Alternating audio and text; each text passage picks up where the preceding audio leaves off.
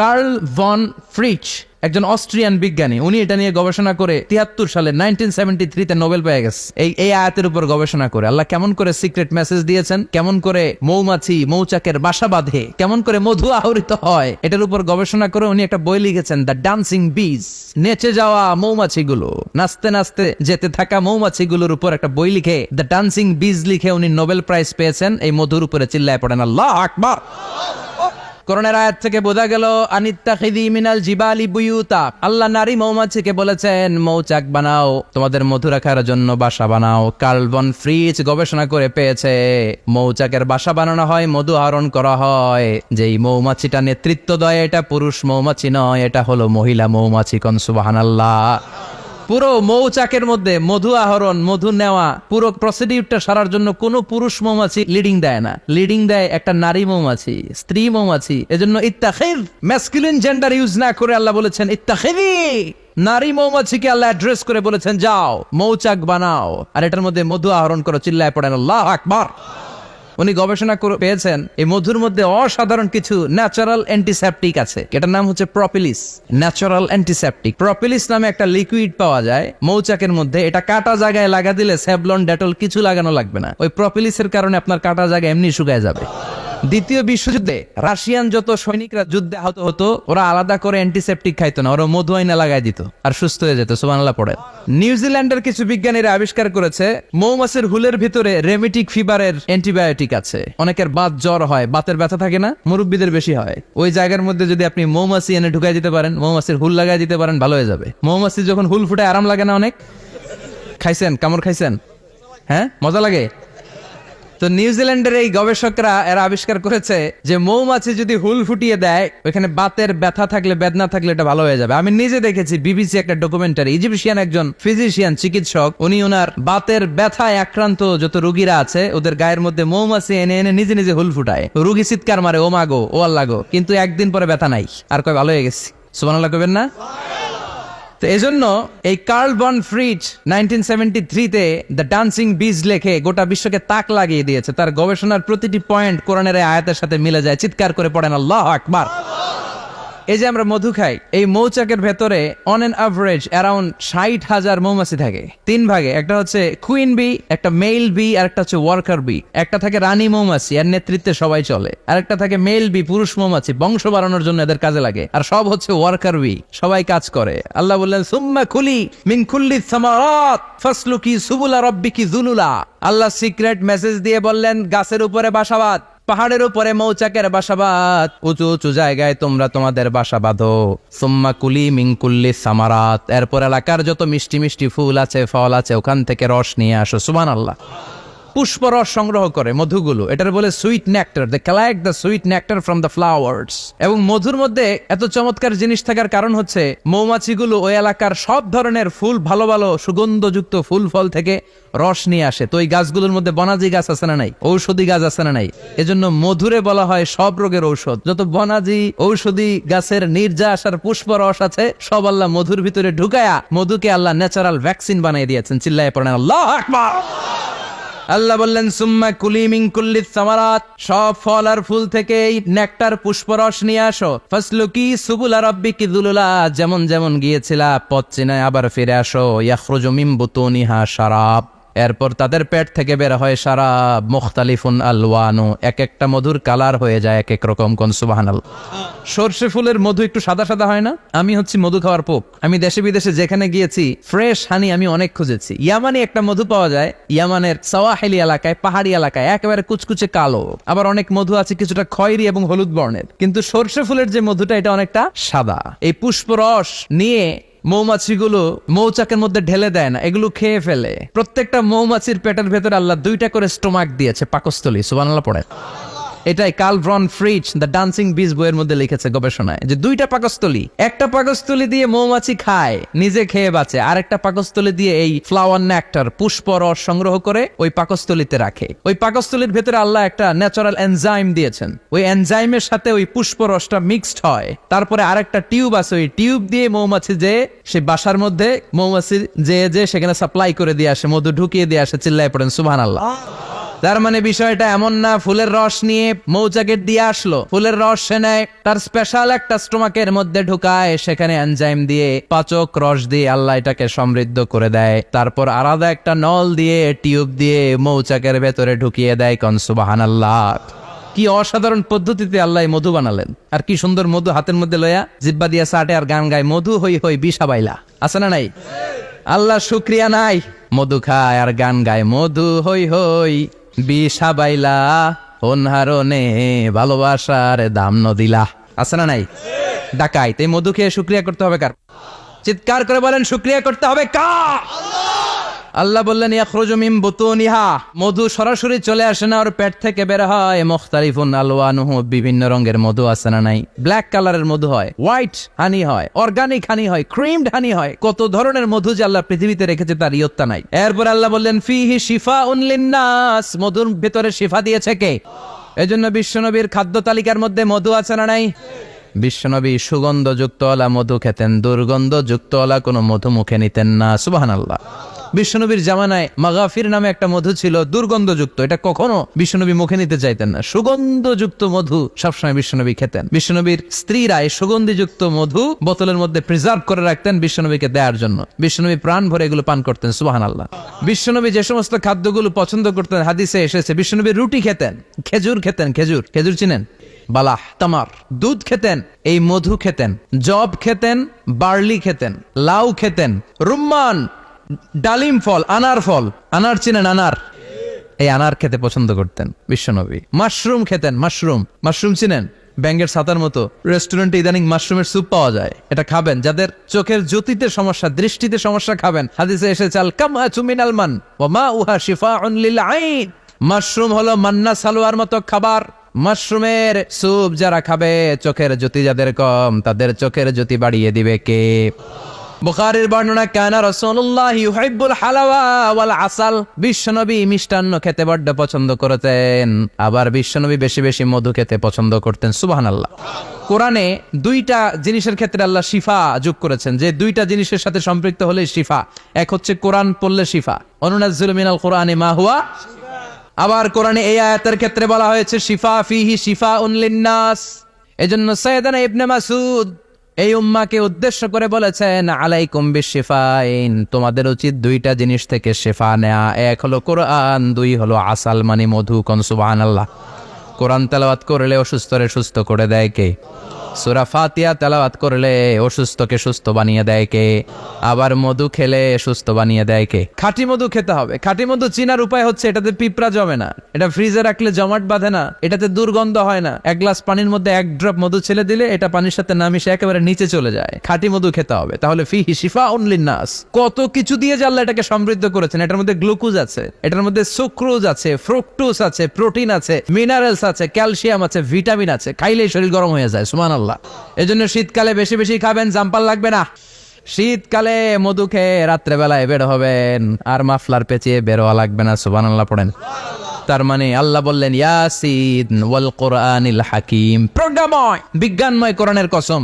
এরপরে আল্লাহ বললেন গোলাম ওয়া ইন্নালাকুম ফিল আনআমি লাইবরা, প্রাণীকুলের দিকে নজর করে তাকাও, প্রাণীকুলের মধ্যে আমি তোমাদের জন্য নিদর্শন রেখেছি। নুসকিকুম মিম্মা ফি বুতুনিহি, এই প্রাণীকুলের পেট থেকে একটা চমৎকার জিনিস আমি বের করে দেই, এটার নাম হচ্ছে দুধ। এটা কি? দেখেন, একই আয়াতের মধ্যে আল্লাহ মধুর কথাও বললেন, আবার দুধের কথাও বললেন। দুধটা কিভাবে হয়, উৎপন্ন হয়, মধু কেমনে হয়, ইঞ্চি ইঞ্চি কথা এই কোরআনের ভেতরে তুলে ধরলেন কে? আল্লাহ বললেন মিমবাইনি ফারসিউ ওয়াদামিল লাবানা, গোবর আর রক্তের মাঝখান দিয়ে আমি দুধ বের করি। সুবহানাল্লাহ পড়েন। আমরা যাই এই গাভীর ওলান টানা শুরু করি সকালবেলা বিসমিল্লাহ বলে, কিন্তু কেমনে যে এটা আসে ওইদিকে নজর নাই। ডাকাত বিসমিল্লাহ বলে শুরু করে না, দুধ খাই আলহামদুলিল্লাহ পড়ে না। আছে না নাই? আল্লাহ বলেন মেকানিজমটা শোনো কেমনে আমি খাওয়াই। আল্লাহ বললেন মিমবাইনি ফারসিউ ওয়াদামিল লাবানা, গোবর আর রক্তের মাঝখান দিয়ে আমি দুধ বের করে দেই। সুবহানাল্লাহ। গরু যে ঘাস খায়, এই ঘাস থেকে রক্ত হয় আর গরুর গোবর হয়। পেটের একদিকে থাকে গোবর, আরেক দিকে থাকে রক্ত। রক্ত দুর্গন্ধ, গোবরও দুর্গন্ধ। রক্ত নাপাক, গোবরও নাপাক, এই দুই নাপাক আর দুর্গন্ধের মাঝখান দিয়ে সুগন্ধযুক্ত দুধ বের করে দেয় কে? আল্লাহ বললেন মিমবাইনি ফারসিউ ওয়াদামিল লাবানা, গরু যে খাবারগুলো খায় ওই খাবারের এক পাশ দিয়ে গোবর হয়ে যায় আর এক পাশ দিয়ে রক্ত হয়ে যায়, মাঝখান দিয়ে দুধ বের করে দেয় কে? What a amazing mechanism of discharging milk from animal's body. What a amazing mechanism. একদিক দিয়ে গোবর দুর্গন্ধ, আরেক দিক দিয়ে ঘাস খাওয়ার কারণে রক্ত হয়, মাঝখান দিয়ে দুধ বের হয়ে যায়। সুবহানাল্লাহ। আবার বাছুর ছাড়া দুধ পাওয়া যায় না। গাভী আছে কার কার? হাত তোলেন তো। বাছুর ছাড়া দুধ পাওয়া যায়? শুধু গাভী, বাছুর নাই, দুধ আসবে? আবার এই যে বিশাল বড় ওলান 20 কেজি দুধ দেয় প্রতিদিন, এই ওলান কাটলে দুধ পাওয়া যায়? এক ফোঁটা দুধও ওলানটা কেটে টুকরা টুকরা করলে আপনি পাবেন না। এটা আলাদা মেকানিজম, এটা ভিতর থেকে একটা নির্যাস। বাছুর নিয়ে দুইটা ঢু মারবেন, ওই নির্যাস দিয়ে দুধ বেরোতে থাকবে, গোবর আর রক্তের মাঝখান দিয়ে চিৎকার করে পড়েন আল্লাহু আকবার। এজন্য বিশ্বনবী বলতেন বেশি বেশি দুধ খাও। দুধ হলো সুষম খাদ্য। পৃথিবীতে আবিষ্কৃত যত খাবার আছে দুধের চাইতে ভালো খাবার আছে নাকি? কথা কন। মানুষ পানি খেয়ে 3-4 দিন বাঁচে জানেন, আর পানির মধ্যে লবণ দিলে 7-8 দিন বাঁচতে পারবেন। আর দুধ পাইলে আজীবন বাঁচবে না। দুধ খেয়ে যদি হজম করতে পারেন, দুধ খেয়ে হজম করতে পারলে আজীবন বেঁচে যাবেন। সুষম খাদ্য। বিশ্বনবী যে রাতে মেরাজে যাবেন, সিদরাতুল মুনতাহা পার হওয়ার পরে বিশ্বনবীর পরীক্ষা শুরু হলো। বিশ্বনবীকে বুখারীর বর্ণনা 3টা গ্লাস দেয়া হলো। কাদাহ ফিহি লাবান, এক গ্লাসের মধ্যে দুধ ছিল। ওয়া কাদাহ ফিহি আসাল, আরেক গ্লাসের মধ্যে ছিল মধু। আরেক গ্লাসের মধ্যে ছিল মদ। কাদাহুন ফিহি খামার। বিশ্বনবীকে 3টা গ্লাস দিয়ে বলা হলো নবী চুজ করেন কোনটা নিবেন। এক গ্লাসে মধু, আরেক গ্লাসে দুধ, আরেক গ্লাসের মধ্যে বিশ্বনবীকে দেয়া হলো মদ। বিশ্বনবী বললেন যে এই গ্লাসের ভেতরে দুধ আছে, আমি ওই পেয়ালাটা নিলাম। সাইয়েদনা জিব্রাইল বললেন ইয়া রাসূলুল্লাহ আখাস্তাল ফিতরা, আপনি যেমন নিছেনও তেমন। সুবহানাল্লাহ কইবেন না? বিশ্বনবী দুধ খেতে পছন্দ করতেন। আর বিশ্বনবী বলতেন আলাইকুম বি আলবানিল বাকার, বেশি বেশি গরুর দুধ খাবা। ফা ইন্নাহা তুরাম্মু মিনাল আশজার, কেননা এটা সবুজ লতা পাতা ঘাস পাতার নির্যাস। গরু কি খায়? ঘাস খায় না? এই ঘাসের নির্যাস হচ্ছে দুধ। বিশ্বনবী বলতেন বেশি বেশি দুধ খাবা। ফিহি শিফা, এর মধ্যে শিফা আছে। ফি লাবানিহা শিফা ওয়া লুহুমিহা দা, গরুর দুধে আছে শিফা, গরুর গোশতের মধ্যে আছে রোগ। সুবহানাল্লাহ কোন। কত বড় ফিলোসোফার বিশ্বনবী। বিশ্বনবী বলে গিয়েছেন গরুর দুধ বেশি খাও কিন্তু গোশ বেশি খাইও না। আর আমরা গরুর গোশ পাইলে কোপায় ফেলাই। সাদা ভাত আর ঝাল গরুর মাংস যদি হয়, ওই যে অনেকের জিহ্বায় পানি চলে আসছে। সুবহানাল্লাহ কইবেন না? বিশ্বনবী বলতেন দুধ খাও, গোশ খাইও কম। গরুর গোশ তো কম খাবা, গরুর দুধ বেশি খাবা। সুস্থ রাখবে কে? আবার বিশ্বনবী মায়েদেরকে বলেছেন ও মায়েরা, সন্তান হওয়ার পরে 2 বছর দুধ খাওয়াবা। আল্লাহু আকবার।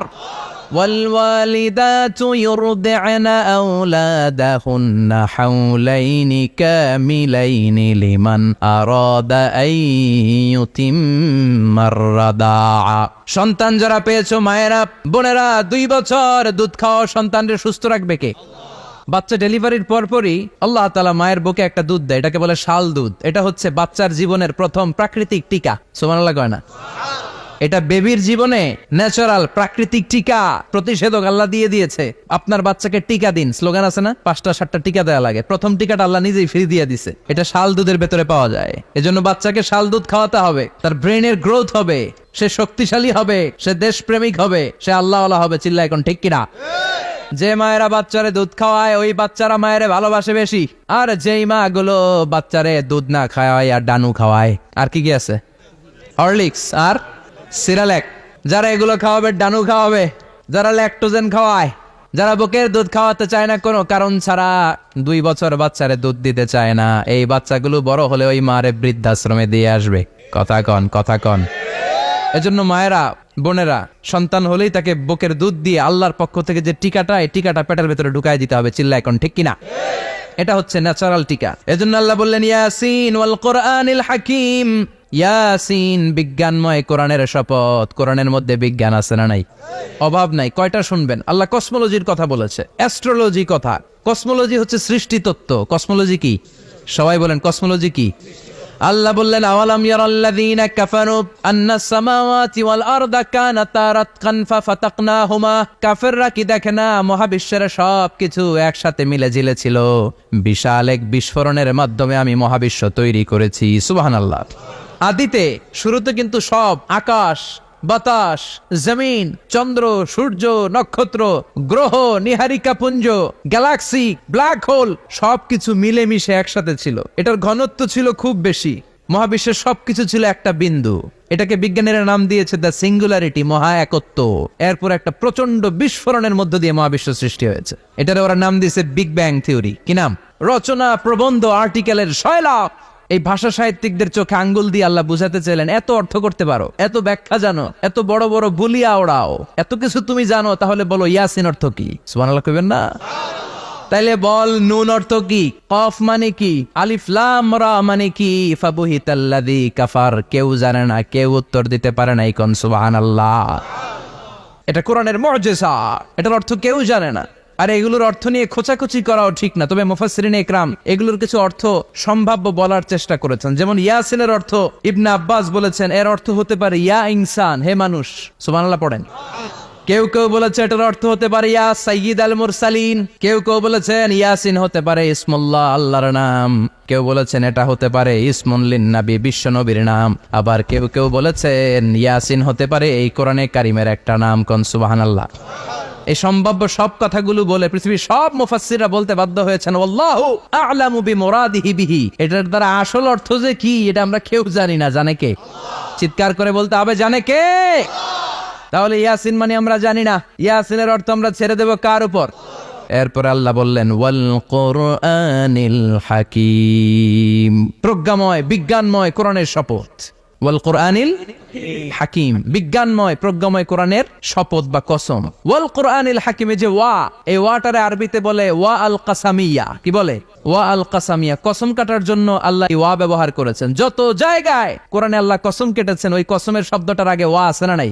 ও মিয়া, কোরআনে আল্লাহ সময়ের শপথ করেছেন, কসম কেটেছেন, যুগের কসম কেটেছেন। যুগের সময়ের আরবি হলো আল আসর। এই আসরের আগে ওয়া আছে না নাই? কি বলছে আল্লাহ? ওয়াল আসর। ওয়াল।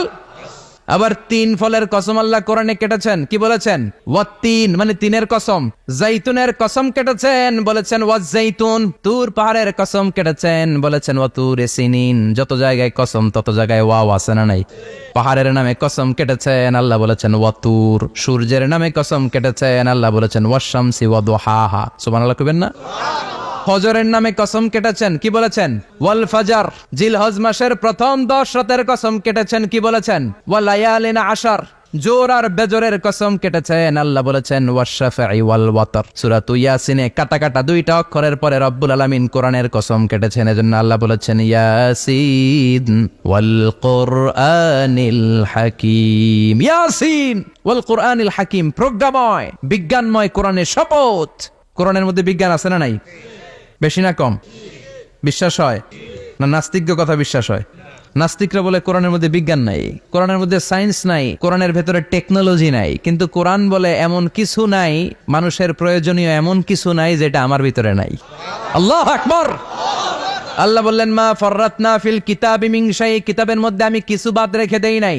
ইতিহাসের কথা বলেছি, পাতাল পুরীর কথা বলেছি, ঊর্ধ্ব জগতের কথা বলেছি, মহাকাশের কথা বলেছি, cosmology, astrology, geology, zoology, botany, human anatomy, embryology, সব কিছুর কথা কোরআনের মধ্যে দিয়েছে কে? কোরআনের ভেতরে মানুষের কথা আছে না নাই? কোরআনের মধ্যে গাভীর কথা আছে না নাই? গাভীর কথাও আছে। কই আছে? হ্যাঁ, সূরাতুল গাভীর সূরা। সুবহানাল্লাহ কইবেন না? মানুষের কথা আছে সূরাতুল ইনসান, জিনদের কথা আছে সূরাতুল জিন, মাকড়সার কথা আছে সূরাতুল আনকাবুত, মৌমাছির কথা আছে সূরাতুন নাহাল। মৌমাছির কথা বলেছেন, দুধের কথা বলেছেন, প্রাণীর কথা বলেছেন, খাদ্যের কথা বলেছেন, মানুষের দেহ বৈশিষ্ট্যের কথাও বলেছেন। চিৎকার করে পড়েন আল্লাহু আকবার। আল্লাহ বললেন ওয়া আওহা রাব্বুকা ইলান নাহলি আনিত্তাখিযি মিনাল জিবালি বুয়ুতাও ওয়া মিনাশ শাজারি ওয়া মিম্মা ইয়ারিশুন। সুবহানাল্লাহ পড়েন। ওয়া আওহা রাব্বুকা ইলান নাহল, আল্লাহ মৌমাছির কাছে সিক্রেট মেসেজ পাঠিয়েছেন। সুবহানাল্লাহ পড়েন। ওহিকে আরবিতে বলে সিক্রেট মেসেজ। ওয়াল কোরআনিল হাকিম, বিজ্ঞানময় কোরআনের শপথ, প্রজ্ঞাময় কোরআনের শপথ। বিশ্বনবী বলেন লা তুহসা আজাইবুহু, কোরআনের আশ্চর্যান্বিতার কোনো শেষ নাই। ওয়ালা তাবলা গারাইবুহু, কোরআন কোনদিন কারো কাছে পুরাতন মনে হয় না। ফিহি মাসাবিহুল হুদা, কোরআনের মধ্যে আছে হেদায়েতের মশাল। ওয়া মানারুল হিকমা, কোরআন হলো বিজ্ঞানের সুউচ্চ মিনার। লা তুহসা আজাইবুহু, কোরআনের আশ্চর্যান্বিতার শেষ নাই। যতই পড়বেন আপনি আশ্চর্য হয়ে যাবেন, যতই স্টাডি করবেন, যতই অধ্যয়ন করবেন, আপনার চোখকে খুলে দিবে কে? ওয়ালা তাবলা গারাইবুহু, কোরআন কখনো পুরাতন হয় না। পুরান হয় নাকি? যার বয়স 50 বছর ধরে নামাজি মানুষ, প্রতি নামাজের প্রত্যেক রাকাতে কোন সূরা পড়া লাগে? তো 50 বছর যদি কেউ নামাজি হয়, তাহলে কত লক্ষবার উনি সূরা ফাতিহা পড়ছে উনি নিজে জানে? তারপরেও কোনোদিন কি মনে হয়েছে সূরা ফাতিহাটা একটু পুরান পুরান লাগে? আজকে কুল হল্লা দিয়ে শুরু করুন, কথা বলেন। পুরান লাগছে কোনোদিন? যে এত পড়ছে এটা, আজকে আর এটা না, আজকে আর একটা, এরকম মনে হয়? বলা চাপলা গরাইবহু, পুরান লাগে না। প্রতিদিন নতুন, প্রতিনিয়তই নতুন, অলওয়েজ নিউ, সব সময় নতুন। এজন্য বিশ্বনবী বললেন লা তুহসা আজাইবুহু, কোরআনের আশ্চর্যান্বিতার শেষ নাই। ওয়ালা তাবলা গরাইবহু, কোরআন কখনো পুরাতন হয় না। ফিহি মাসাবিহুল হুদা, কোরআনের মধ্যে আছে হেদায়েতের মশাল। ওয়া মানারুল হিকমা, কোরআন হলো বিজ্ঞানের সুউচ্চ মিনার। সুবহানাল্লাহ।